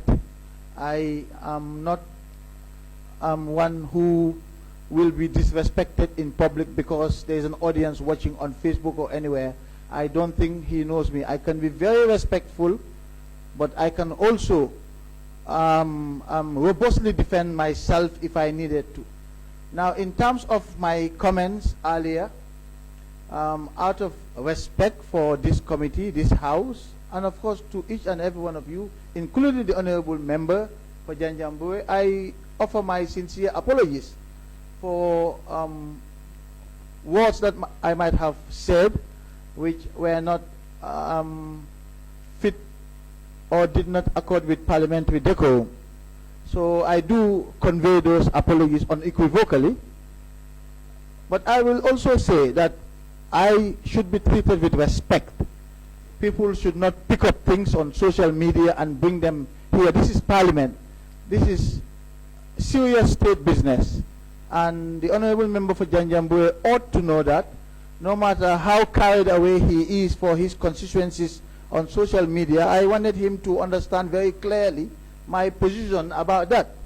But having done that, I think you're right. I shouldn't have allowed my sentiments to take over. So I really apologize again. That's fine. Thank you so very much. Honorable. Chair, with all due respect, I wouldn't see this as an apology. He said it outright. He said, I cannot be picking issues on Facebook, bringing them here. I want the honorable member or the honorable former AG to understand that there is nothing that I am picking on Facebook. Let me just say this. The whole exercise that we are doing emerged from an investigative report. Certainly. That has nothing to do with Facebook. That's very You get it right. That's very And I took my reference from that report that Mr. Tambadou has provided information for. So And these were his very words. yes, you're very correct. Let me come there. You know what I mean? No, for me, let me just also say this. I You know, will if we want to No, bring no. it this way, No, that is not the case. we will be here wait, back wait. and forward No, because no, wait, just give me time. You see, when I started talking, I said 2 words emerged from 2 of you. You understand? He said something earlier on, and I asked him to apologize. You said something. You told him that it's unethical, and that word is what I wanted you to withdraw. And now, I will conclude, because when you started asking your question, as chairman, I did not stop you. So that means, for me, the questions were relevant. Of course, you got those things from an investigative report. You understand? So it was for the witness to respond to the questions you are asking. So now, if emotions should carry both of you, for those words to come out, that's the reason why I said I think those words need to be withdrawn. So you also said something. Please withdraw it and then we move on. no, I have to be very honest, No, Chair. no. I will definitely do. I will definitely do. Yeah, I will definitely do. But for the purpose of clarity, at no point I am definitely emotional here. All that I am doing is my work and getting the facts right, and if possible, giving opportunity to witnesses to provide clarity. The witness himself said it here, Honorable Chair. He said there is a lot been said, and we are all humans, Honorable. Be fair with us. Some of these things that have been said out there, we are also privileged to these informations. And before I will kind of accept some of the loose informations that are actually spreading around, it will be ideal to clear my mind and the mind of the committee with witnesses who are before us. But it's not about I'm being emotional, it's not about I'm trying to be disrespectful, and it's not about I'm trying to kind of embarrass you. No way. All that I'm doing is my task based on the available information. That's fine. I know. That's And if you think you are offended, my apologies, we can progress. But from the word start, I said it. I will very well. If I talk about this issue, it wouldn't be really convenient for you because you will more of attach it to personal. And for me, even looking at my question, I was not even trying to question your current relationship with Binta. This is why I went that far when she was working for you as an agent to your properties. So I was very conscious about what is personal and what isn't personal in this situation. okay. That's fine. That's okay. Let's proceed. But if you think we shouldn't avail you the opportunity to clear our doubts, well, you know, I can always close my book and, and call it off. No, Honorable, please go ahead. go ahead, You can ask any questions you want to ask, except that, like I said, it was not a pleasant experience for me as a person, knowing that the allegations that were contained in the report were utterly false. And I did tell Mustafa this. And I issued my rejoinder. I don't want us to get into that. You see, You know, it was brought up by... Yeah, that's what let's I just said. move on and Yeah. forget So about please the proceed. rebuttal. please proceed. Yes. Please. Honorable Minister or Honorable Tambadou, I want to take you back on a letter, a petition by the ex-Jammeh ex-commissioners.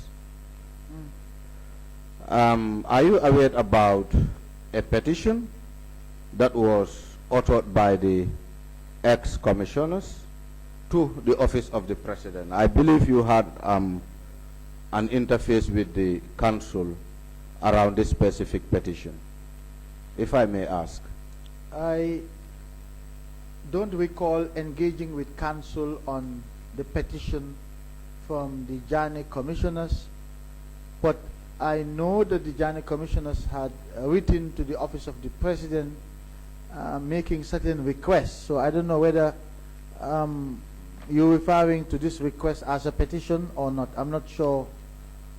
I wouldn't refer this as a request, because the document before me said, in confidence, on top, the address, if I will be permitted, Chair.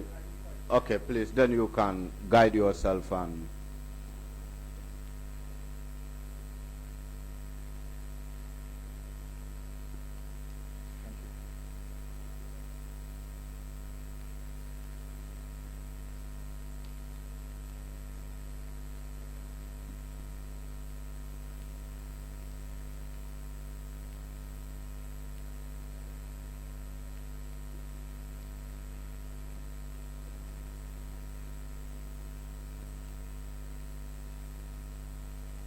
Yes, go ahead, Honorable.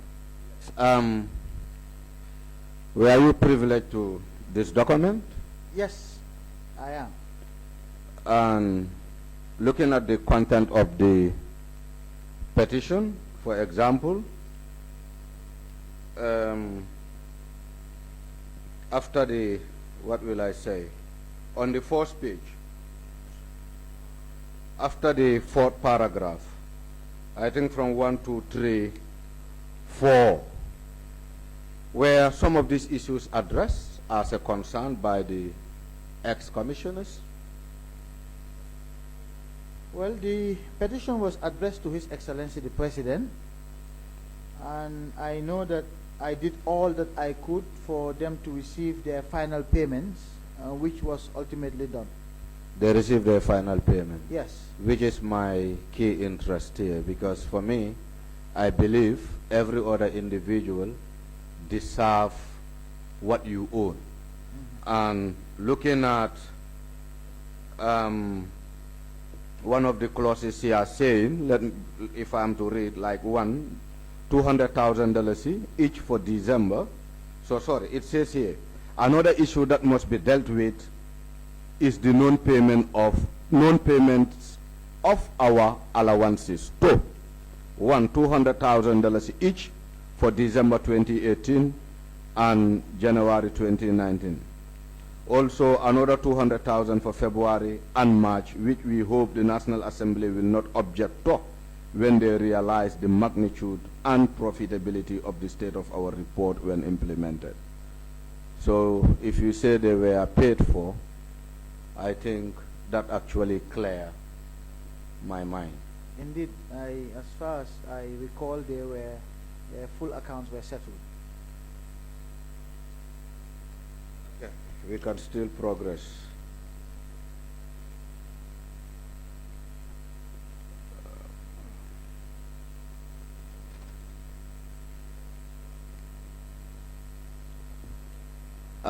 I just want to bring your mind back on the issue of Ford Foundation.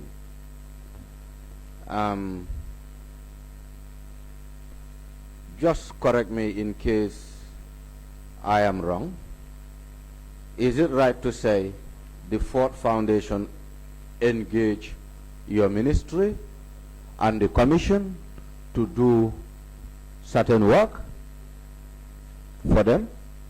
For the Ford Foundation or for the ministry and the commission? For the ministry and the commission. I do not know about the commission, but the Ford Foundation did not do any work for the ministry as far as I recall. Okay, because I think one of the witnesses actually adduced that the Ford Foundation have actually conducted some forensic audit?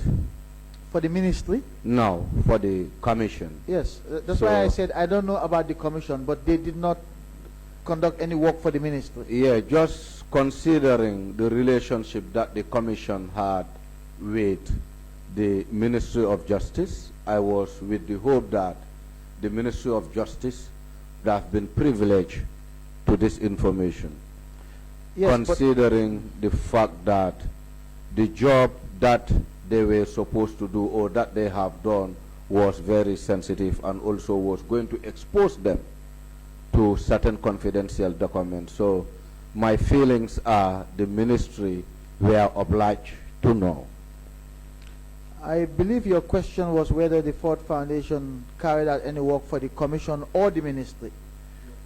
For the commission or the ministry? Yes, and I was responding that as far as the ministry was concerned, they did not carry out any work for us. What, and I don't. What about the commission? I don't know the commission. Okay. In your response, Honorable,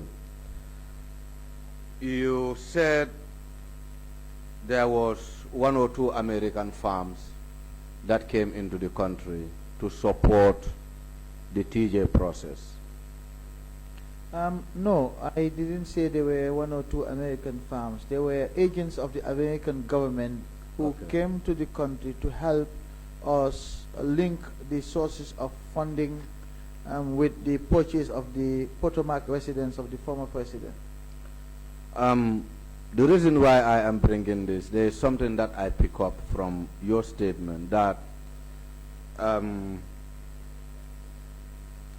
that is to say, Americans always have an interest. So that interest I want to understand. I think all nations have interests. Every nation pursues their interests. I was just saying, I made that comment in the context that we sought help from them. They also needed our help.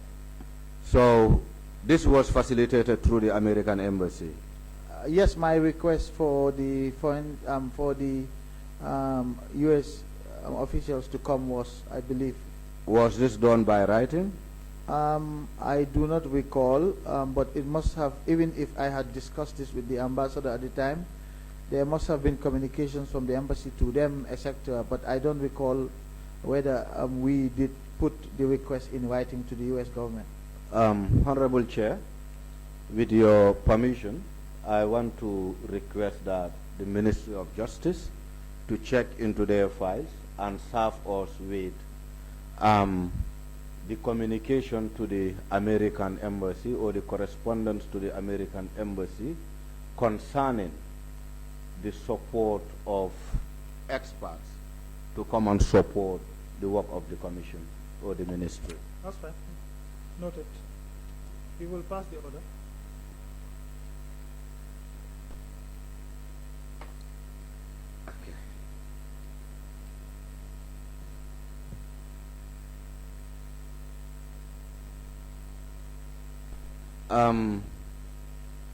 When the commission rapport, that is the Jammeh commission, were you the minister then, if I may ask? Yes, I was. You were.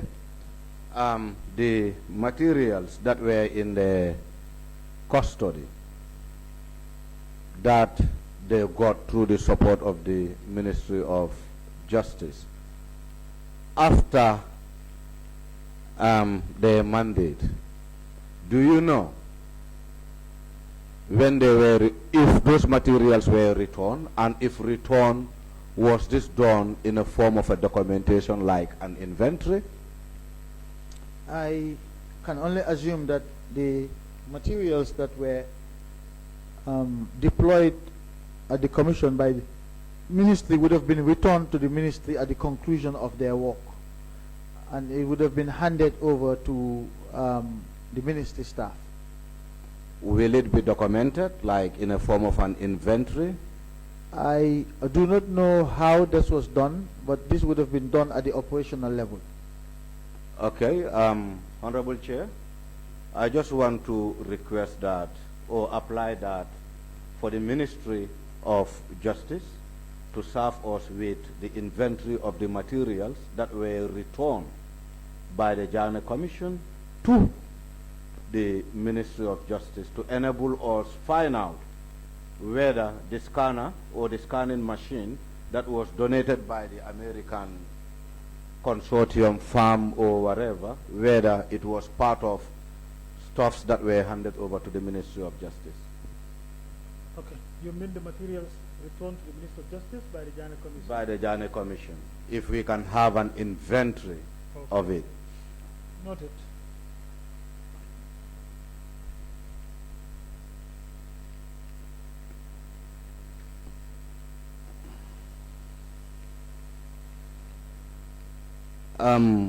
Honorable, this one maybe I'm taking you back to Monday, because it was one of the questions that really I have, and I couldn't ask for it. And I think on Monday during your submission, you reported that there was a visit to meet the Senegalese authorities. A visit to meet with the Senegalese authorities. Where? In connection, in Dakar, in Senegal, in connection or in relation for the Senegalese government to help identify if Jammeh has anything in Dakar or in Senegal as a business or as a property. I'm not sure if I said anything about a meeting in Senegal with respect to the properties of the former president. I do recall saying that we had written to the authorities in Senegal to seek their assistance in tracing the assets, particularly the livestock and some vehicles that were taken across the border in Senegal. The government, in particular the Ministry of Justice, I don't recall ever going to Senegal to establish whether former President Jammeh had a property there. The commission might have done that, I'm not sure, but if I recall vaguely, that probably occurred. I'm not sure whether that's the case, but I'm just thinking now back at events, and it might well have been the case that the commission did send a team to Senegal.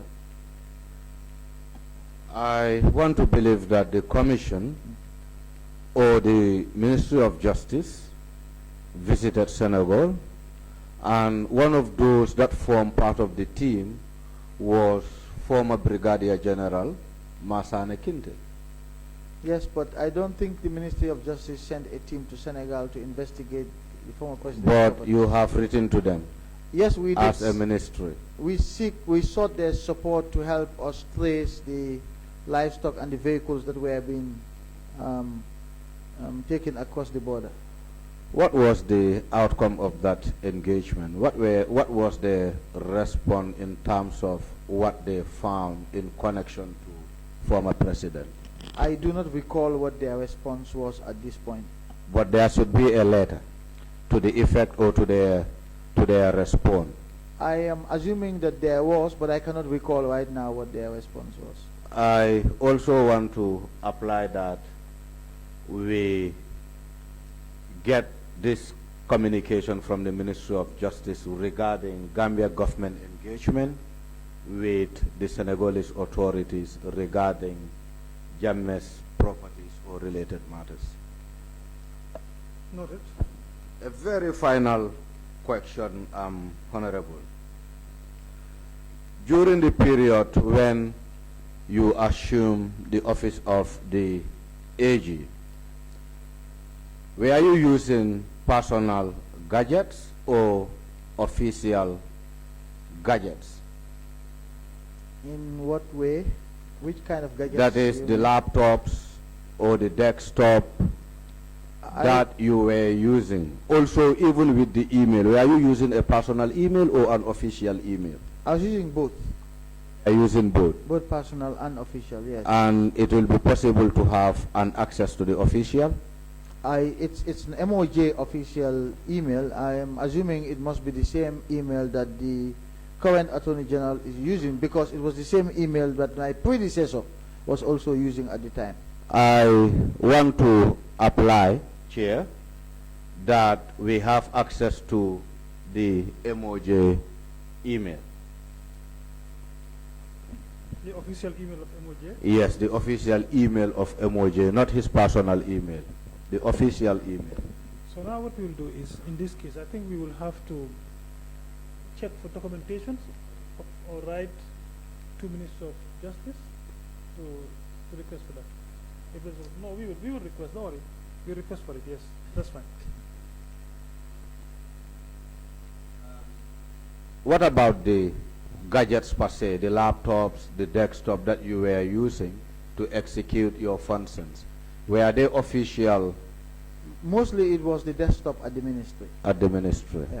What about your personal assistant? Was he using a personal computer or an official desktop to actually render communications on behalf of your office?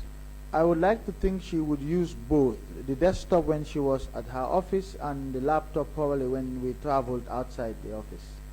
Honorable Chair, I want to apply that the personal assistant of the former AG to surrender both her personal laptop and the official computer that she was using to communicate on behalf of the ministry. Okay, the former personal assistant. You know the name? I think she is still the personal assistant. There too. Yes. Well, you know, I didn't even see the name shared, so I think we need both. Both of them? Yes. 2 personal assistants at the same time? Did you say? Or maybe you can. Yes, Honorable. Are you having 2 personal assistants Yes. at the same time? I had one when she was moved, and another one was assigned to me. But may I ask, what would be the objective of this request? The objective would be, we are on fact finding. Yes. And in order to get to the bottom of what we are finding, we want to believe that the gadgets that were used to communicate on behalf of the government will be important to probe into those gadgets and actually know what kind of communications transpire through those gadgets. You are more than welcome to do that, but in my experience, you only do so when you ask a witness and the witness responds, and you don't believe in that witness, and you want to conduct additional inquiries. If you have questions that you want to put to me, ask me and I will answer you, and be rest assured that you will get the truth from me.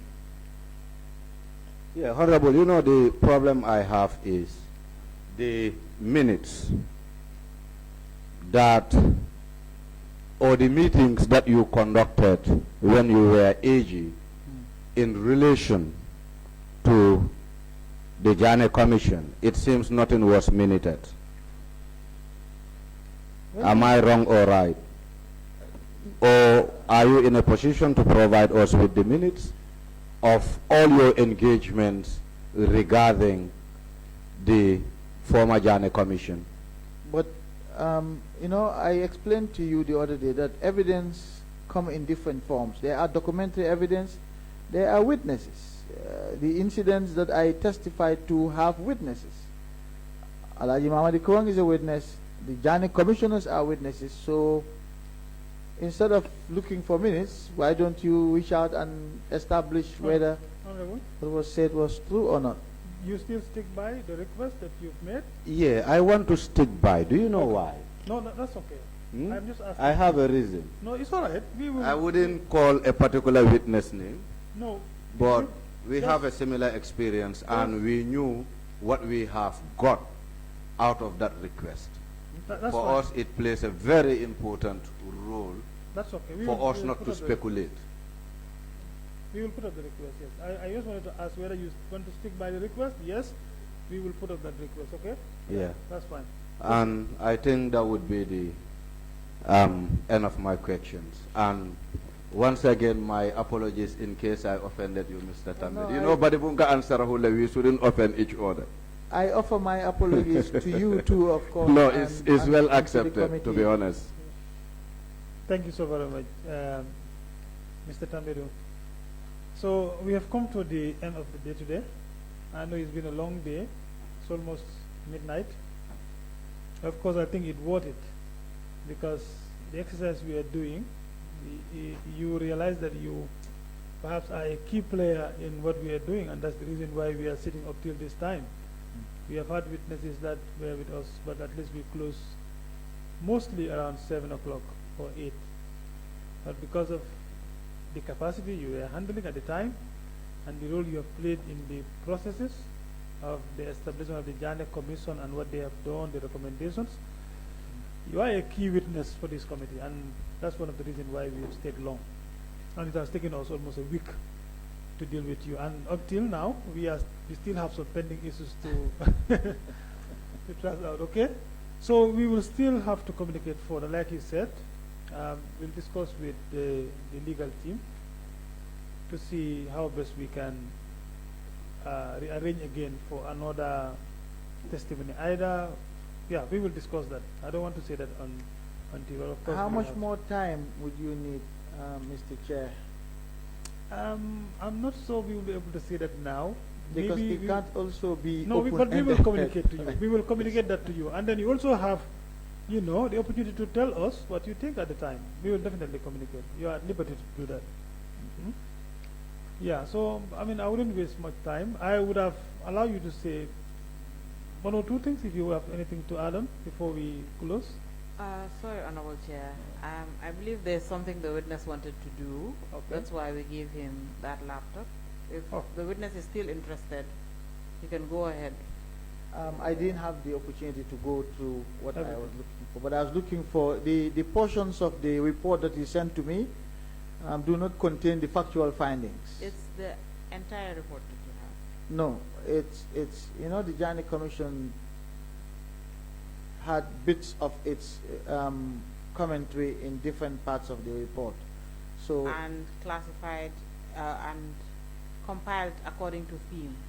yes, but they are also compiled according to persons. So Yes. sometimes you would see a finding on a state-owned enterprise under an individual rather than under the state-owned enterprise. So that's why I requested for volume 3, which contains the individuals. We can leave this to when you come back, but you're looking at volume 3. When I come back, am I coming back?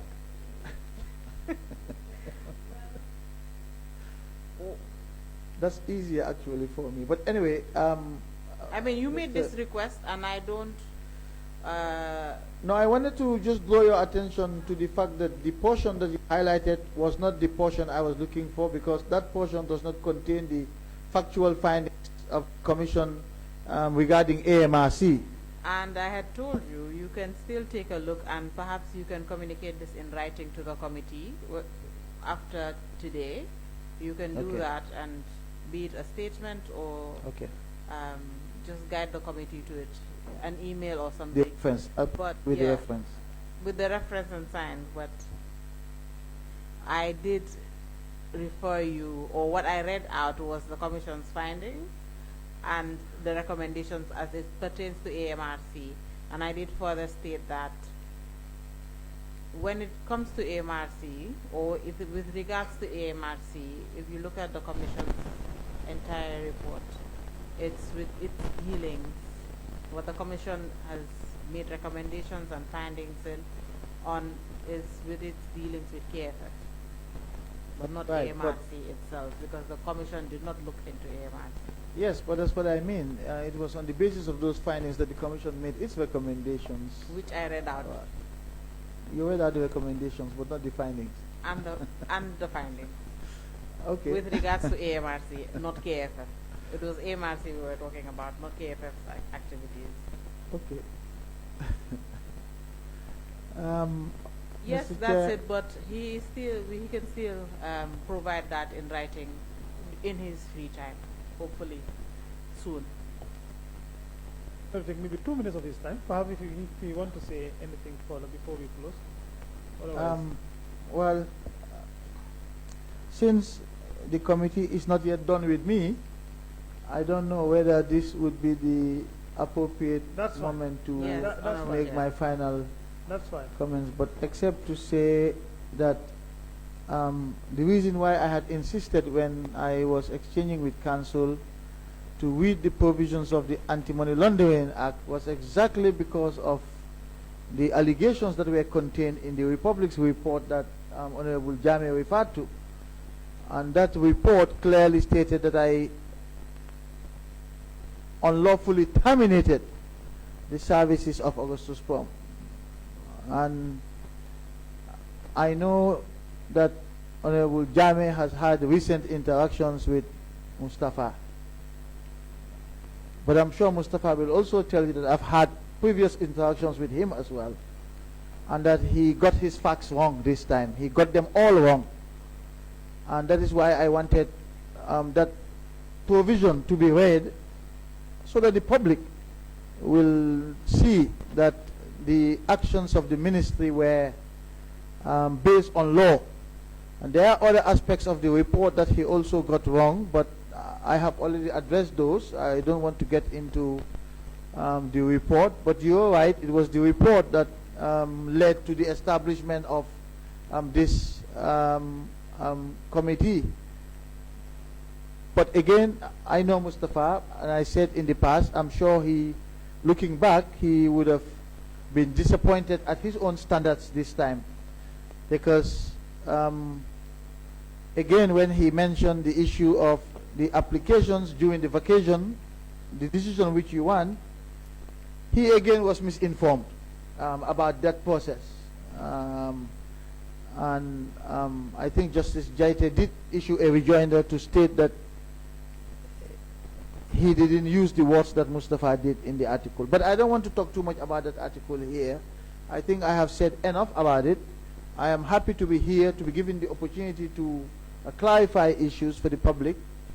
But I wasn't really amused, Honorable, when I was accused of unethical behavior. I have had a career in the law for the last 26 years. And no one inside the country or outside has ever complained about me on anything. And so for you to make a comment like that based on your own belief is unfortunate.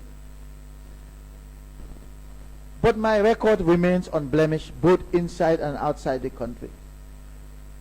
And that's not an easy feat for a lawyer, that you work for 26 years without a single complaint by anyone ever, both in and outside the country. And so